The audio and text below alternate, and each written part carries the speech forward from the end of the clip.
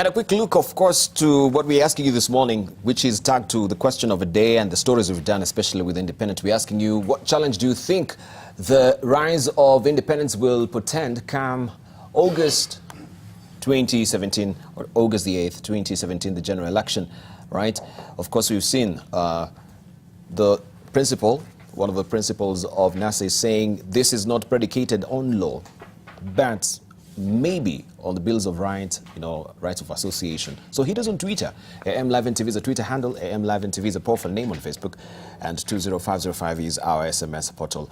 Right, if you are joining us this morning, I'd introduced your guest already, but for the benefit of our viewers who are joining us, we have with us Suleiman Shabal, who is a businessman and also Mombasa governor aspirant.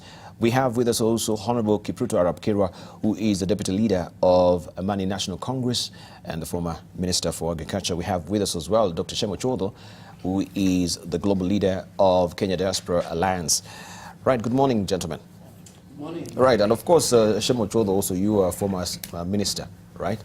MP. Member of Parliament. That's right. All right. Okay, the rise of independence and what is the challenge with this. Let's begin from Mombasa, where we see Hassan Omar also is being selected to be the next governor of Mombasa. Of course, I know you're vying for the same position as well, but we have a challenge also with the independence. What does it portend when it comes to the general election? The idea of an independent candidate is not a bad thing in itself. But the problem with the independents that we have here is that most of them are people who lost in the primaries. So it's really a coalition of people who have lost. I mean, if somebody stands as an independent out of principle that he doesn't belong or subscribe to the philosophy of Jubilee yes. or NASA, that's acceptable. Mm-hmm. But if you've lost in primaries and run as an independent, I think that their contribution is going to be marginal at best. I don't expect any major surprises or contribution from the independents. And some of them are just simply wasting our time. You think so? Absolutely. But they were actually taking special umbrage with the party primaries. First of all, they are saying they were not done credibly. It was not fair.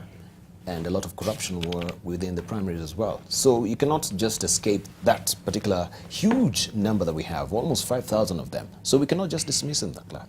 We're not dismissing them. They're a substantial number. You say this is very marginal. What I'm saying yes. is that ultimately when the final results come out, you're going to see marginal results from the independents. Mm-hmm, mm-hmm. Yes, the party primaries have not gone according 100% to script, which is normal in any large primaries. But I think by and large, at least the Jubilee primaries, I can say, were reasonably fair and transparent. So the Jubilee, you're calling them sour losers? Where do you think they are sour losers? Disgruntled losers would be a better word. The word here we have is the sour losers. Yeah. Let's hear from Honorable Kirwa. Sour losers they are, you think? Let's engage on the issue of independent candidates from the fact that all party nominations, almost without exception, were flawed, to the extent that many people who lost would not necessarily have lost. And therefore, there was a measure of unfairness. And it would be unfair for us to still look down upon these individuals who may be independent candidates, but in some areas where they decided to move for fear of competition, then that is where there should be a problem. Mm-hmm.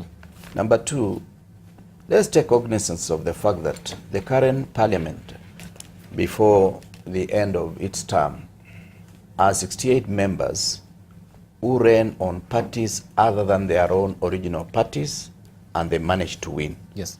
This therefore means there is a certain constituency which was denied their freedom by lack of party hopping that arose out of that court ruling. And these individuals found some kind of consolation in going independent.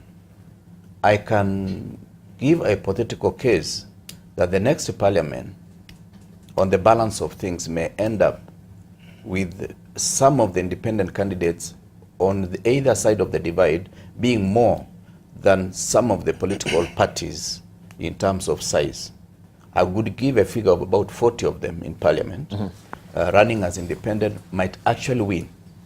But the consolation is it may assist the parties, like where there is a strong presence of Jubilee, it may be to the advantage of the presidential candidate that these individuals will mobilize their supporters and in the process improve the turnout in some of these areas. Because if it was just a straight fight between the opposition and some areas where there is no presence of opposition or presence of Jubilee candidates, the turnout would be suppressed because people will not be motivated by any measure of competition. But finally, let me say this.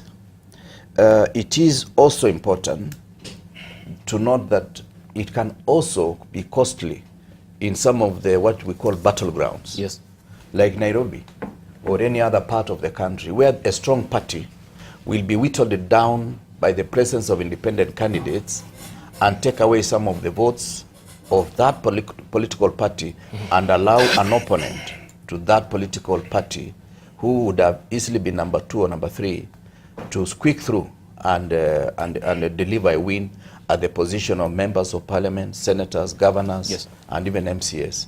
So these are some of the dangers. But going forward as a nation, we must think clearly on how we shall carry out nomination in political parties, how we shall make laws that reflect the reality of Kenya. Because some of these laws were made by people in political parties and they fashioned out a suit that fits them and forgot that also independent candidates, as of necessity, have a right. Yeah. All right, moving forward, we have a challenge also when it comes to parliament. You say that there will be, the chances are that there are likely to be 40 members of parliament who are independent. 40 members. 40 members. I can say this without fear of contradiction, and September, God willing, we might come back here. But what I know is that they will fall into their surrogate mothers or fathers. Because if they are from Jubilee side, quickly they will move to Jubilee. And if they are from NASA side, they will move to NASA affiliate parties. So that's the way I see. This is just a window period they are using. It is a window that they want to also to survive politically. Yeah. So once they garner the tickets, then they are likely to move into that because yes, the Constitution today and even Political Parties Act does not in any way recognize independent candidates to the extent that they can form a force that they will attract the funding, they will attract also positions in parliament. You are just independent, it's like you have no stand. You are left alone. You are isolated. In fact, they should be called isolated candidates, for lack of a better term. Isolated candidates. Isolated candidates, because independent, but when they get there, they are not given the latitude to operate. Suppose they're not really rowing back to, you know, their parties because they feel they have been aggrieved and they don't want to go to these other parties, their formative parties. Then what does it portend when it comes to constitution, that we have a bloated number of independents in parliament? And this has not been foreseen, you know, with the drafters of a constitution, that they will have a rise of independence some way when we're getting to a general election. Well, I think the reality will dawn on us, and at that particular time, we shall make the necessary changes. So let's cross the bridge when we get there. All right. Yeah. Dr. Shemuchoro. Debal, I don't think the Constitution didn't anticipate this. The problem is not with the Constitution. The Constitution very well anchors independent candidature. Yes. The problem is in the Political Parties Act. And the Political Parties Act was a mistake of the two major coalitions. Basically, they were trying to kill party hopping. But then there was this loophole that allowed people that within, I think it's 60 days, you could, or it's 90 days, you could still move from one party to another. Sorry, to be an independent candidate, not move from a party to a party. I think party hopping from one party to another, the two coalitions did try to squeeze it, which in my view was also unconstitutional. Yesterday I had NASA leadership blame Jubilee for that law. But they're forgetting when this law was on the floor, both sides, as usual, when there are increases of salaries of MPs, they both were together. So why try to pass on the blame while both Jubilee and NASA ganged up together to come up with this unconstitutional law, if you ask me, that tries to deny people their right of association where they want to belong. So there was this loophole. I would want to believe that come the next parliament, there will be another attempt to also close that loophole of people moving from political parties to be independent. But this should be a clear sign for our colleagues who are currently in parliament that, you know, there are laws that you pass assuming that you'll perpetually be in parliament and be on the right side of your political party. But reality is very far from that. Every cycle, 70% of MPs are voted out. Maybe by declaring interest as a one-time member of parliament. Yes. If I was to go back to parliament, we didn't have pensions then for people who have been in parliament for just one term. Every MP believes they are going to be re-elected, so they are going to be a second timer. I think for the small window that's left, my caution to the MPs is be certain that you will not perpetually be in parliament. You'll be an MP today, tomorrow it will be somebody else. Come up with laws for posterity that are universal. So this law in particular was wrong. But the second point, perhaps more importantly, is the shambolic nominations that took place. And again, without being seen to be an apologist for Jubilee, Jubilee from day one said they wanted IBC to conduct the nominations. And I think there was wisdom in that. In fact, I have a lot of respect to my brother, Honorable Kirwa, partly because he's very objective and level-headed. So he doesn't just go with the grain. But sometimes I think he's also in a very wrong coalition. I don't think it fits, because the things that when we were together forging NAC, because as Kenyans know here, I and Dr. Noah Wekesa were very instrumental into NAC coming into being. It made a lot of sense for parties to pull together into one. You know, when somebody, the former vice president, goes to Ukambani and says 6-piece, is he sincere? 6-piece, and Wiper doesn't have a presidential candidate, so it can't be 6-piece in Ukambani. Let him say then 5-piece. But that's also the double speak. When the Is it just for the interest of a party, maybe? I think so, but again, it's a miscalculation in my view. I think in this regard, Jubilee is even smarter. I've seen Jubilee leadership saying, look, we welcome those in the independents, we're happy to work with them. But what's NASA saying on the other hand? Let them go to hell. I was telling my brother here, I was saying Mheshimiwa, leader of majority, saying the same. I was saying he's probably in a wrong party. He speaks the same language as the leaders of NASA. Maybe that's where he should be. But that's not the kind of what you expect when you are in a close election like we have. I think they should be embracing those who lost. Because I had the two co-principals in a funeral in Nyanza, and one is saying the party is ODM. That's where you should vote. At that time, he's with ANC leader. And I know there are ANC candidates in Nyanza. What does he mean? He's saying, no, don't vote NASA. ANC, we are competing with them. Because there's no political party called NASA. So this is the irony that we have. And I would want to believe that unless NASA changes tact, they're going to lose badly. Really? All right. And of course, we saw the Kenya Alliance, Kenya Independence Alliance. That's what they're calling themselves. Yeah, Alliance for Independent Alliance for Independent Candidates. Correct. Now, if they sit down, because it seems, yes, there's a proper structure and people are negotiating right now to become a party. Right. Are we seeing another third force coming very strongly? That's where I belong. That's where you belong? Yes. Suleiman.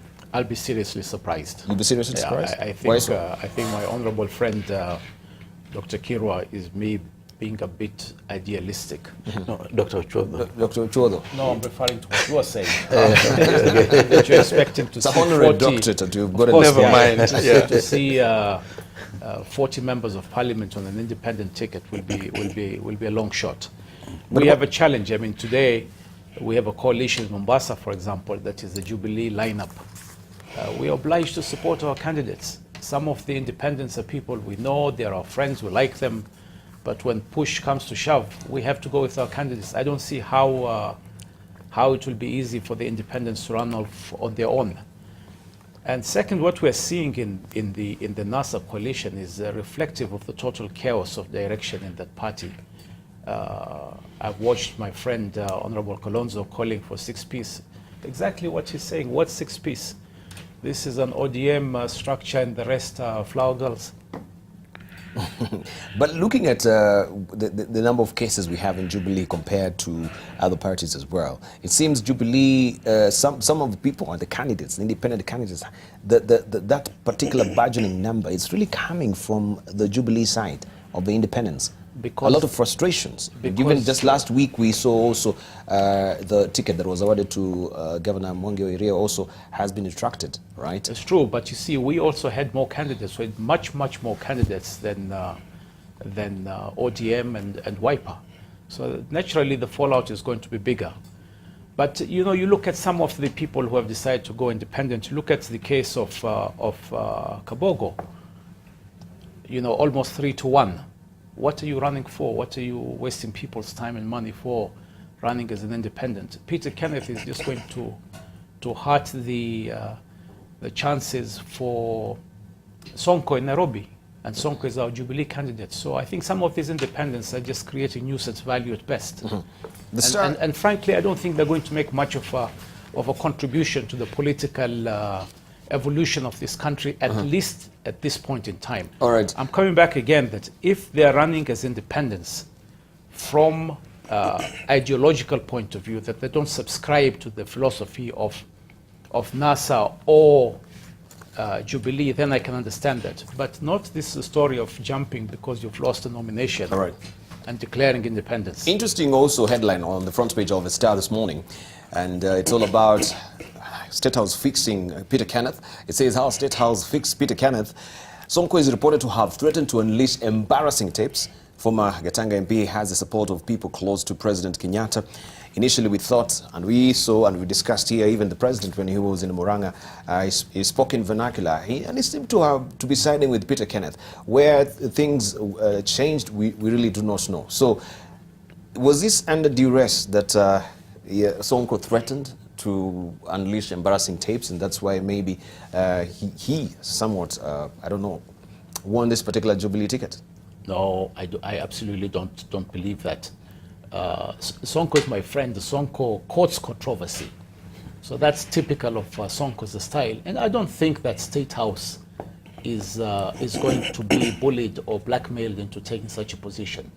Sonko won the nomination, that's it. We live with it. Well, there was a wide berth, and we're given to understand also from the intelligence that we have, Rab also said that even some ballot stuffing was done, you know, during the night. Right, let's hear from Honorable Kirwa. Well, I would be pretending if I said I know more about Jubilee than about NASA. Yes.